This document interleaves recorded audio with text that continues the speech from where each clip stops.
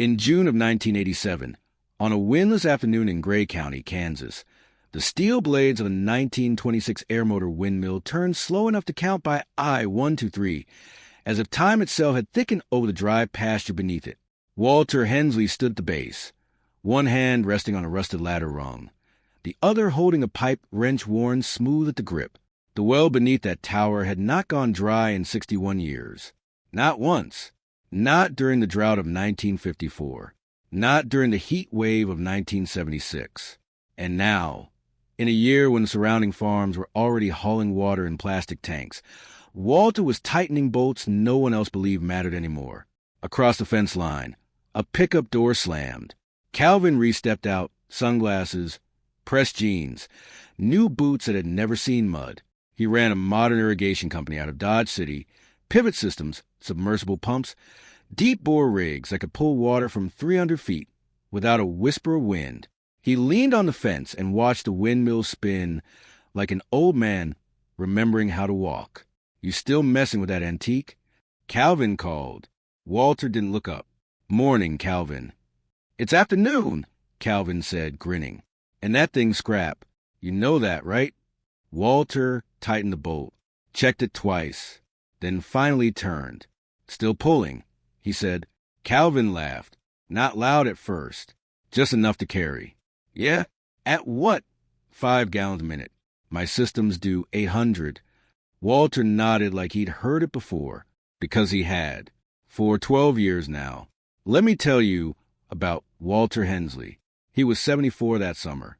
Born March 3rd, 1913, in the same farmhouse he still slept in. His hands looked like they'd been carved from fence posts, thick, split, scarred in ways that didn't heal smooth anymore. He had farmed that land for 56 years. Wheat mostly, sorghum when the rains were kind, cattle when they weren't. And that windmill? His grandfather installed it in August of 1926. Paid $112 for it. Tower, blades, pump rod, and all from an air motor catalog shipped out of Chicago. Hauled the parts in a mule wagon. Took 3 days to assemble. It wasn't just a machine. It was the first thing on that land that didn't depend on rain. Calvin hopped the fence and walked closer. "You know the county's offering subsidies," he said. "You could put in a proper system. Electric pump, backup generator, real pressure." Walter wiped his hands on a rag. "Pressure's not the problem," he said. Calvin smirked.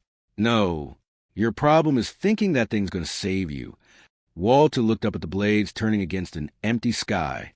"It already has," he said quietly. Calvin shook his head and laughed again, louder this time. A real laugh, the kind meant to be heard. "You're the only man in Gray County still betting on wind, in 1987. Walter didn't respond, just reached for the ladder and climbed. Have you ever owned something that everyone else called worthless? Something old, something slow, something that didn't impress anybody until the day it was the only thing that worked? Because for 12 years, that's what this windmill had been. A joke.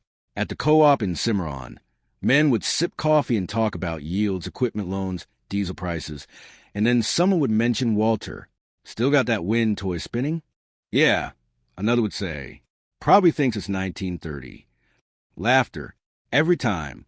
And every time, Walter said nothing. But here's what they didn't understand.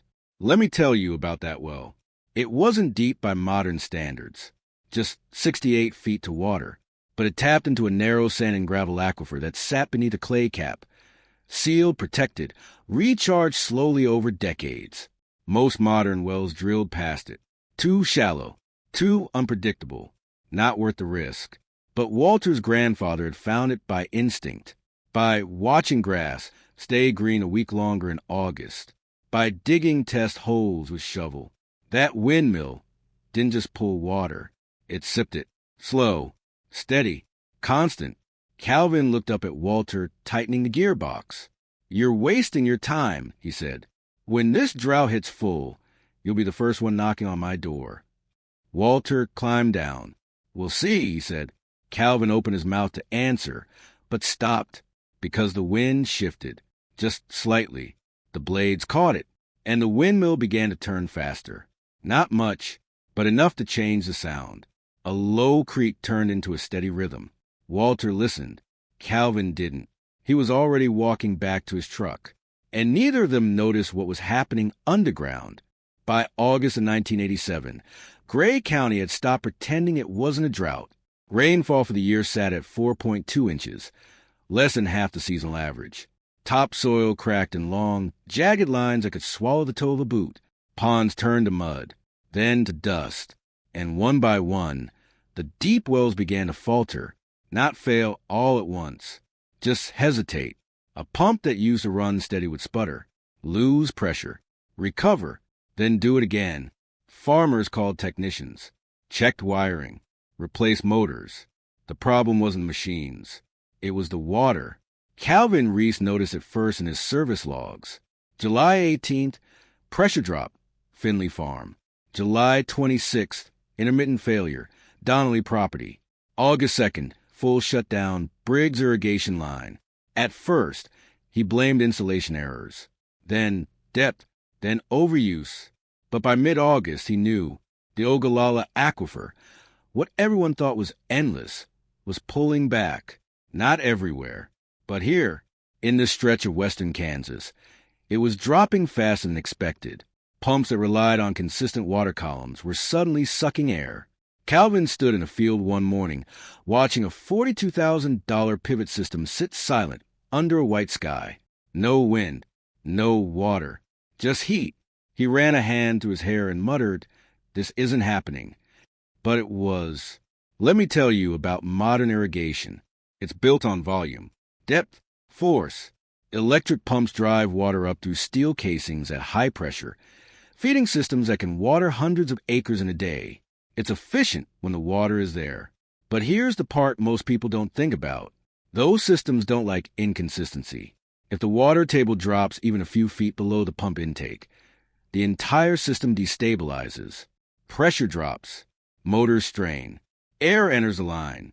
And suddenly, the machine that cost tens of thousands of dollars becomes a liability. Meanwhile, back on Walter Hensley's land, something different was happening. The windmill never stopped. Not once.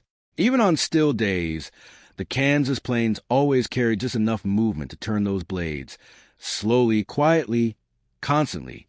And because the pump rod moved with the wind, not against it, it never overreached, never pulled more than the well could give.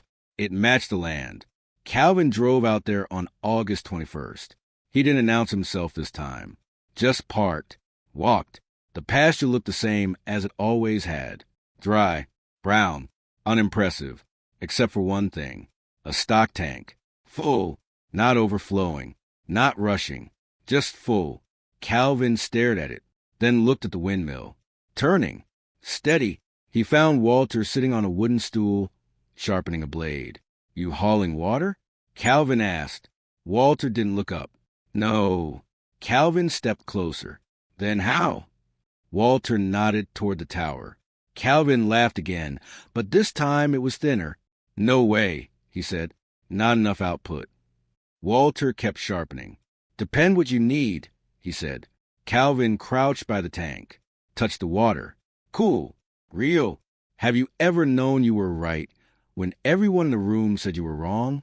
Because Calvin Reese had built his entire career on being right, on numbers, on efficiency, on modern solutions.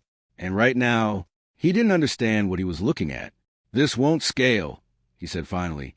"You can't run a farm on that." Walter stopped sharpening. "I'm not running a farm," he said. "I'm keeping it alive." Calvin stood there, silent. Behind them, the windmill creaked, pumped, breathed. And for the first time in 12 years, Calvin didn't laugh. But he also didn't believe. Not yet, because 3 days later, the pumps across the county stopped completely. August 24th, 1987. Gray County woke up to silence. No hum of motors. No irrigation arms turning. No diesel engines pulling water from the earth. Just wind. And even that felt thin. By noon, trucks were moving. Not tractors. Pickups. Flatbeds. Plastic tanks strapped down with ropes and hope. Farmers who had laughed at Walter Hensley for over a decade were now driving 40. 50 miles just to buy water, if they could find it. And then someone said it. He's still got water. It spread fast. Too fast. By mid-afternoon, a line had formed outside Walter's pasture fence. 3 trucks at first, then 6, then 10. Men stood around, hats pulled low, not saying much. Calvin Reese was there too. He didn't stand at the front. He stayed back, watched. Walter walked out slowly, like he always did. Same boots, same pace, same calm. He looked at the line, then at the windmill, then back at the men.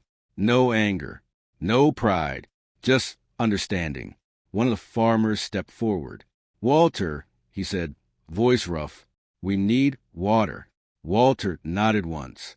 "Bring buckets," he said. There was a pause. Then movement. Fast. Men ran to trucks. Grabbed containers. 5 gallons, 10, whatever they had. Plastic, metal, old milk cans. Calvin stepped closer. "You're just giving it?" he asked. Walter looked at him. "You can't sell rain," he said. Calvin swallowed. "But this is different." Walter shook his head. "No," he said, "it isn't. Let me tell you about the windmill's limits. It couldn't flood a field, couldn't run a pivot, couldn't make a man rich, but it could do one thing better than anything else in that county. It could keep going. 1 bucket at a time, 1 rotation at a time, 1 quiet, steady pull from a place deeper than most people ever thought to look. The line moved slowly. Hours passed. No one complained. No one laughed. And somewhere in that long, quiet afternoon, something shifted, not just in the ground, in the people. Calvin finally stepped forward, waited his turn, held a bucket like everyone else. When he reached the front, he didn't speak right away, just watched the water fill. Then he said quietly, "I was wrong." Walter didn't answer, didn't need to. The windmill did. It turned, it pumped, it kept going. And as the sun dropped low over Gray County, casting long shadows across dry land that had forgotten what water looked like, Calvin Reese did something no one there expected. He reached out and put his hand on the old steel tower. 5 years later, in September of 1992, the windmill was still turning. Gray County had recovered, at least on paper. Rainfall had returned to near-average levels. New wells had been drilled, deeper this time, more cautious, more expensive. The drought of '87 was now something people referenced in conversations, not something they woke up fearing. But on Walter Hensley's land, very little had changed. The same pasture, the same house, the same windmill, still pulling water from 68 feet down, still doing exactly what was built to do. Walter himself didn't see much of that recovery. He passed away on April 14, 1990, at the age of 77, peacefully, in his sleep, in the same room he was born in. They buried him on a small rise overlooking the pasture. From that spot, if you stand just right, you can still see the windmill turning. Calvin Reese attended the funeral. He stood in the back, didn't say much, but after the service, he walked out to the pasture alone, stood at the base of the tower, and for a long time, he just listened. The creak, the rhythm, the quiet persistence of something that had outlasted doubt, ridicule, and even the man who believed in it. Let me tell you about what Calvin did next. In 1991, he changed his business. Not completely. He still installed modern systems, still worked with large farms, but he started offering something new. Restoration, old windmills, hand pumps. Shallow wells had been abandoned in favor of deeper, faster solutions. At first, people laughed. Then they remembered, and slowly they came, not with buckets this time, but with questions. The Hensley farm passed to Walter's daughter, Margaret. She didn't expand it, didn't modernize it beyond necessity. She kept the windmill, maintained it, oiled it, respected it. And every now and then, when the wind was just right, she would stand at the base of that tower and listen the same way her father did, because some sounds don't fade. They carry through years, through people, through change. And if you pay attention, they tell you exactly what matters. Have you ever seen something outlast the people who doubted it? Not because it was stronger, but because it was built for a different kind of time, because that windmill wasn't fast. It wasn't powerful. It didn't impress anyone standing at a distance. But it never stopped, not when it was mocked, not when it was needed, not when everything else failed. And maybe that's the point, because in the end, the men who laughed didn't come back with apologies. They came back with buckets. And the man they laughed at didn't say a word. He just let the machine speak for him. Some things don't become obsolete. They just wait for people to remember why they were built. If you ever known someone like Walter, someone who kept something running long after the world gave up on it, tell me about them in the comments. I read every story. And if you want to hear about the farmer in eastern Colorado who ran a steam tractor off a boiler everyone said would explode, and proved them wrong in front of an entire county fair, that story is coming. You'll want to be here for it.